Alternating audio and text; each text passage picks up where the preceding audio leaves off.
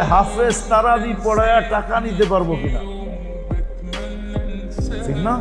আরে যে মুফতি সাহেবরা খুব ফতুয়া দেয়, ঠিক না? এটাই তো জিজ্ঞেস করেন, ঠিক না? কিন্তু আজ পর্যন্ত কোনো মুফতি সাহেবকে কেউ জিজ্ঞেস করছে, কোনো মুসল্লি, যে আমি যে হাফেজের পিছনে তারাবি পড়ি, ও যে আমাকে কোরআন শোনায়, আমি যে ওর কোরআন শুনি, আমি ওকে টাকা দিতে পারবো কিনা এটা জানান। ও নিতে পারবো কিনা ওটা গুলি মারেন, আমি দিতে পারবো কিনা এটা বলেন। এই প্রশ্ন আজ পর্যন্ত কেউ করছে? হ্যাঁ, না সেক্রেটারি করছে জিগান, না সভাপতি করছে জিগান, না মসজিদ কমিটি করছে জিগান। হাফেজ নিতে পারবো কিনা এটা প্রশ্ন করে, এটা প্রশ্ন করে না আমি দিতে পারবো কিনা।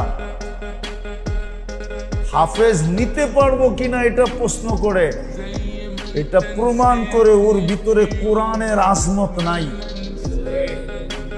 কোরআনের গুরুত্ব নাই, মহত্ব নাই, বড়ত্ব নাই। ও কোরআন সম্বন্ধে কিছু জানেই না। রাগ হয় না, ও কোরআন সম্বন্ধে কোনো গুরুত্ব নাই, ও জানে না কোরআন কি জিনিস।